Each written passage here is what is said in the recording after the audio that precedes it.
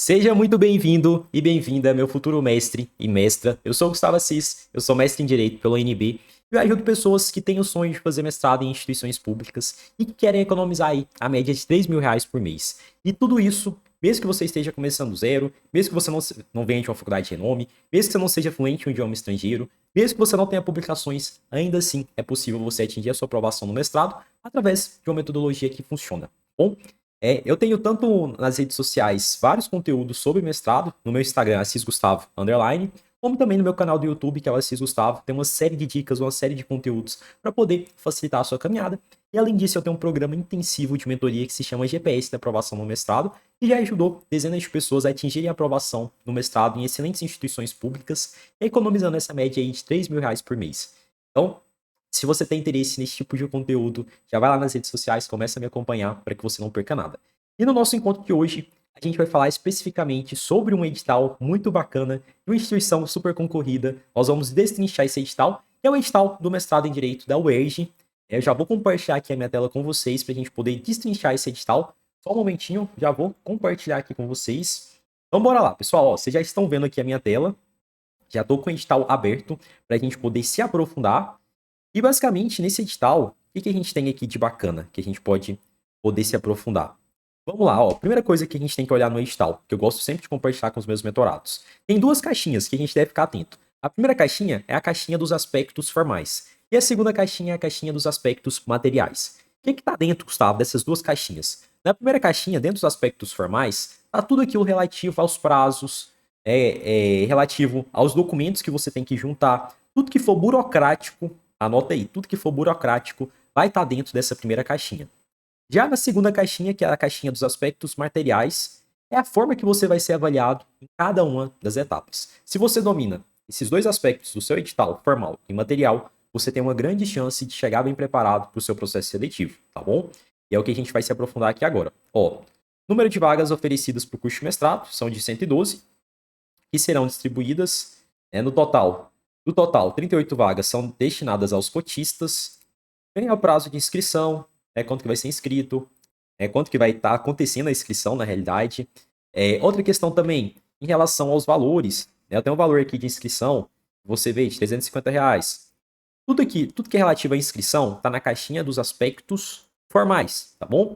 Ó, o candidato poderá realizar uma única inscrição junto ao PPGD, ou seja, você não pode escrever, vou me inscrever para duas linhas de pesquisa diferentes, você não pode fazer isso, tá bom?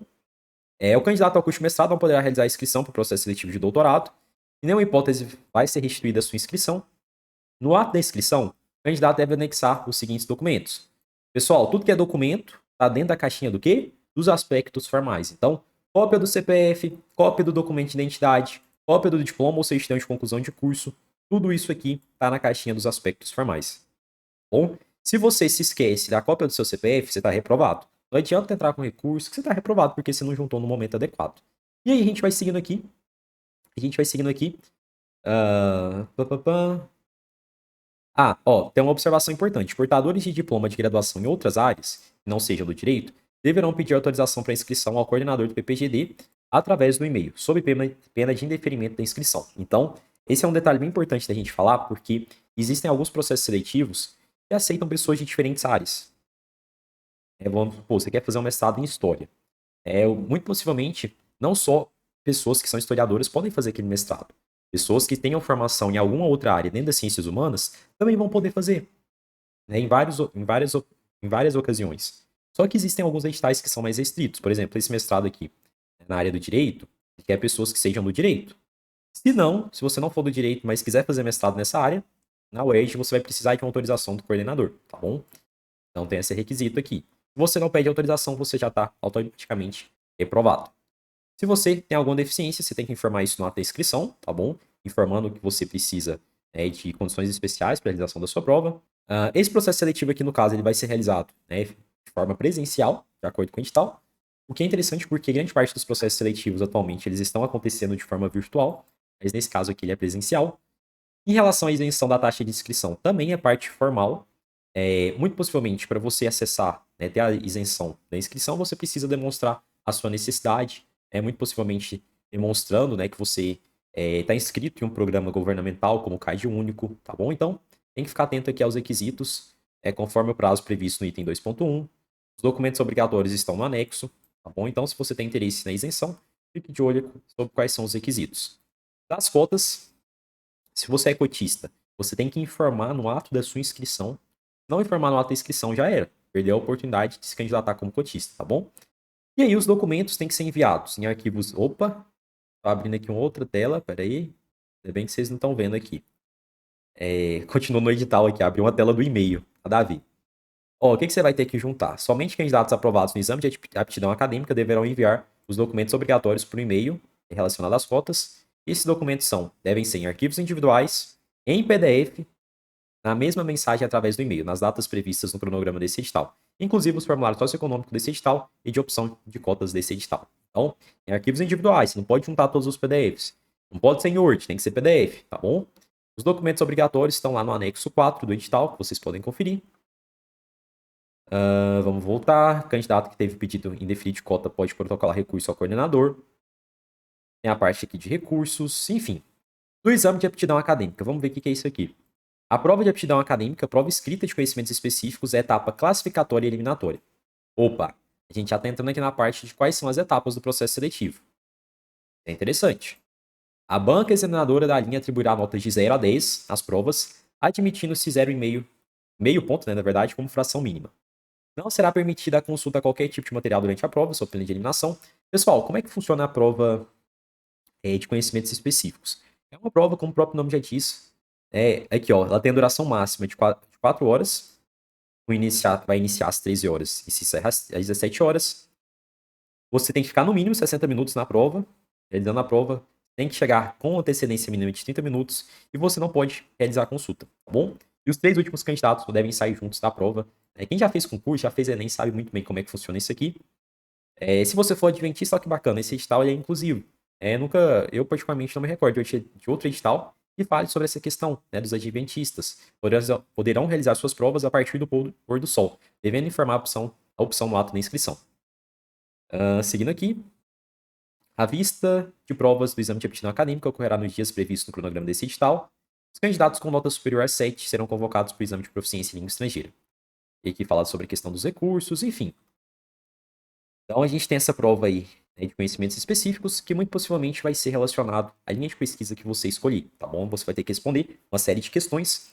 Inclusive lá no GPS da aprovação do mestrado, que é meu programa de mentoria, a gente tem um módulo específico só falando sobre prova dissertativa, sobre os tipos existentes de prova dissertativa, porque não é um formato padrão, existem padrões diferentes de provas dissertativas. Eu te ensino como que você elabora respostas que sejam persuasivas de forma dialogada com o programa. Então é um módulo muito bacana que os mentorados têm adorado e tem muita gente lá saindo bem nessa etapa de conhecimentos específicos. Só quis fazer esse adendo aqui para quem tiver interesse. E aí a gente vai seguindo parte de recursos. Então, se você tirar a nota igual ou superior a 7, você já é convocado para o exame de proficiência, que é a segunda etapa. E o que é esse exame de proficiência? Pessoal, o exame de proficiência, os professores querem ver que você tem um domínio ali instrumental. O que é instrumental? Que você consegue ler um texto, por exemplo, e compreender as informações chaves, tá bom? Então, é um exame bem tranquilo, você não precisa ser fluente em grande parte dos processos seletivos. E deve ser aqui no caso desse edital, inglês, espanhol, italiano, francês e alemão. Se você nunca estudou nenhum outro idioma, o que eu te recomendo? Escolha espanhol. Tende a ser mais fácil, tá bom? Tende a ser mais fácil. E aí, você vai ter 2 horas para fazer, né, a prova. Os recursos, aí vem aqui a questão dos recursos. Candidatos que já tiverem sido aprovados em exames anteriores poderão requerer a isenção dessa prova. E esse exame de proficiência é uma etapa apenas eliminatória. Ela não vai computar na sua média final, você só precisa tirar 7, tá bom? Da arguição, vamos ver como é que funciona essa etapa aqui. Serão convocados para a etapa de arguição pela banca a quantidade de candidatos compatíveis com o número de vagas mais 50% da quantidade de vagas, de acordo com a classificação das etapas anteriores. Na arguição com a banca, serão observados os seguintes aspectos.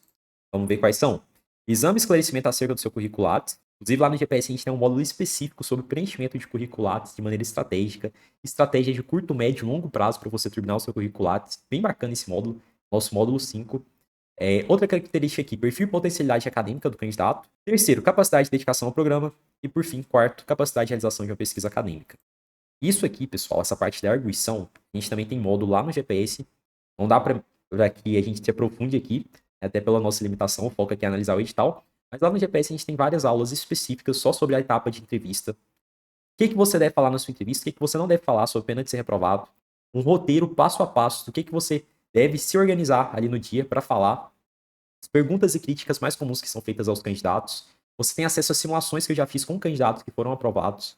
Enfim, é um módulo bem completo que eu te mostro como que você se apresenta de maneira persuasiva ali no momento da sua entrevista. Eu te mostro que a entrevista vai muito além do seu projeto de pesquisa. Os professores querem saber quem você é, querem saber a sua história, e você precisa fazer isso de uma forma adequada. Então, eu quis fazer esse adendo aqui para a gente falar sobre essa parte aqui da entrevista. É uma etapa muito importante, não negligencie. Não é porque você tirou uma nota satisfatória no projeto que você vai tirar uma nota satisfatória na entrevista, são etapas distintas, tá bom? Vamos seguindo aqui para a gente ver quais são os requisitos. O candidato deverá apresentar para a banca examinadora no início da arguição, sob pena de eliminação, o currículo Lattes impresso e atualizado com as cópias das publicações, se houver, tá bom?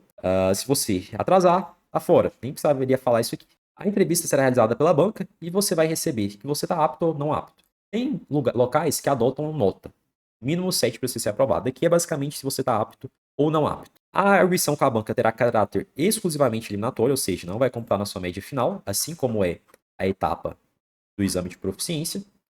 Interessante. A agenda das entrevistas será divulgada, enfim, de acordo com o cronograma. Não caberá recurso ao resultado da entrevista. Os candidatos que nessa fase obtiverem a menção aprovada e estiverem classificados dentro do número de vagas disponíveis, acrescido a sua metade ou do primeiro número após a extra, sendo o mesmo critério aplicado em relação às vagas reservadas aos cotistas, serão convocados para a próxima etapa. Vamos ver qual é a próxima etapa? Dos critérios para aprovação. Vamos ver o que é isso aqui. Está lá na caixinha também os aspectos formais. Será considerado aprovado no processo seletivo o candidato que obtiver a nota igual ou superior a 7 na prova escrita, primeira etapa, no exame de proficiência em língua estrangeira, segunda etapa, e menção aprovada na arguição com a banca examinadora. Então são esses 3 quesitos. Olha que interessante, esse processo seletivo aqui, tudo indica que não tem etapa de projeto. Né? Não tem etapa de projeto. Né? Basicamente, aqui na entrevista, você não vai falar sobre o seu projeto, você vai falar sobre esses itens que são indicados. Interessante. Vamos ver. Vamos seguindo aqui.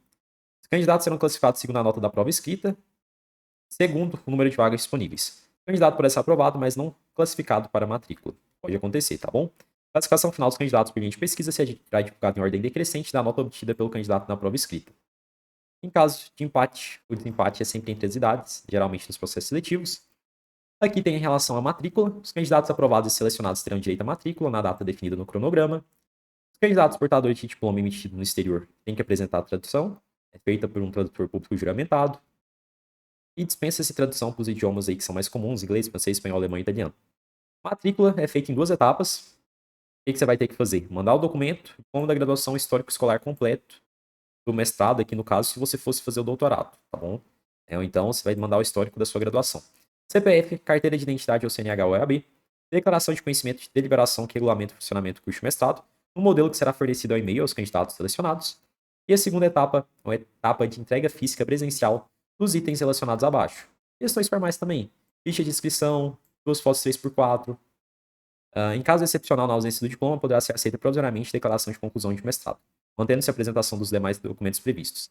Na apresentação do diploma de mestrado, no prazo de 12 meses a contar da data de matrícula, implicará em desligamento do aluno do programa. Esse caso aqui é mais para o pessoal do doutorado, que tem que apresentar o diploma de mestrado. Se você está concorrendo ao mestrado, é porque você não tem o diploma ainda. Você tem que apresentar o diploma da sua graduação, tá bom? E se alguém desistir, pode ser convocado outros candidatos ali da lista. E aí vem as exposições finais.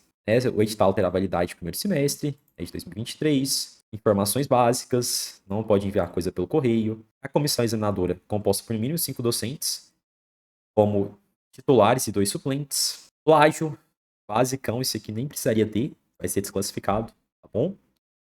Basicamente, esse é o edital. Vamos ver se a gente tem aqui outra coisa. Outra parte também que é super importante, que vocês devem ficar atentos. Cronograma, tá bom? Então, todas as datas importantes estão aqui nessa parte, cronograma. E você vai colocar, vai imprimir esse cronograma e vai colocar na frente do seu computador. Vai anotar as datas no seu celular, coloca para despertar. Por quê? Porque se você perde alguma data, você pode ser reprovado. Vamos supor que hoje sai o resultado ali da sua prova de conhecimentos específico. E você não ficou prestando atenção. Eles não vão te mandar e-mail falando que você foi aprovado ou foi reprovado. Então você tem que ficar de olho no site. Por quê? Se você não concordar com a nota que você receber, você pode entrar com recurso. Só que esse recurso ele tem um prazo determinado. Geralmente é de 24 horas, a partir do momento que é divulgado o resultado. Então, se você não prestar atenção, você vai comer mosca. Tá bom? Então, preste atenção em cada uma das etapas, cada uma das datas, anota aí, porque é muito importante. Muito importante mesmo. E aí a gente vai seguindo aqui. É um edital bem simples. Confesso para vocês que me surpreendeu o fato de não ter uma prova, uma análise de projeto de pesquisa. Não tem uma etapa de projeto de pesquisa, Mas existem outras etapas, prova de conhecimento específico, prova de proficiência em língua estrangeira e também a parte da entrevista. São etapas que a gente se aprofunda lá dentro do GPS da aprovação do mestrado. É o meu programa de mentoria, para quem quiser ter esse acompanhamento mais próximo, a gente pode ir lá destrinchar em várias aulas, especificamente como que você vai se preparar para cada uma dessas etapas. Mas aqui a gente fez só uma apresentação mais geral do edital, passando ponto por ponto, para mostrar para vocês a importância que é você dominar o edital. Lembrando que você tem que preencher duas caixinhas. Caixinha dos aspectos formais, prazos, burocracia, tá tudo dentro da caixinha dos aspectos formais. E na parte dos aspectos materiais, é a forma que você vai ser avaliado. O que os professores estão esperando de ti. E a gente viu alguns critérios avaliativos, como por exemplo aqui na parte da arguição da banca, exame e esclarecimento acerca do seu curricular, perfil e potencialidade acadêmica do candidato, capacidade de dedicação ao programa, capacidade de realização de uma pesquisa acadêmica. Se você realmente assistir às aulas ali do GPS, especialmente no módulo 5 sobre entrevista, tenho certeza que você vai preencher todos esses requisitos aqui. Ah, Gustavo, mas eu nunca fiz pesquisa, estou começando do zero. Não tem problema. É super possível você melhorar o seu curricular, mesmo que você esteja começando do zero, com estratégias de curto prazo, para você não chegar lá no processo seletivo e ser pego de calça curta. Falar que você não tem nada no seu curricular. Isso é ruim para ti, tá bom? Então, consegue sim se preparar, mesmo que você tenha muito pouco tempo, desde que você tenha acesso a uma metodologia de estudos adequada, que é uma metodologia, por exemplo, que eu compartilho com os meus mentorados do GPS. É claro que não é um método milagroso, mas se você tiver dedicação, unir sua dedicação com a metodologia de estudos correta, as suas chances aumentam consideravelmente para sua aprovação. Então fica o convite, e fica aqui realmente os meus votos para que você consiga ter êxito nessa seleção de mestrado. Só com qualquer dúvida, se lembre, meu Instagram é o Assis Gustavo, _, e meu YouTube é o Assis Gustavo. Qualquer dúvida, pode me chamar. Quiser acelerar a sua aprovação, quiser ter um acompanhamento mais específico, a gente tem o GPS da aprovação do mestrado, que é o programa completo para te auxiliar ponto por ponto na sua candidatura, assim como eu já ajudei dezenas de outras pessoas, tá bom?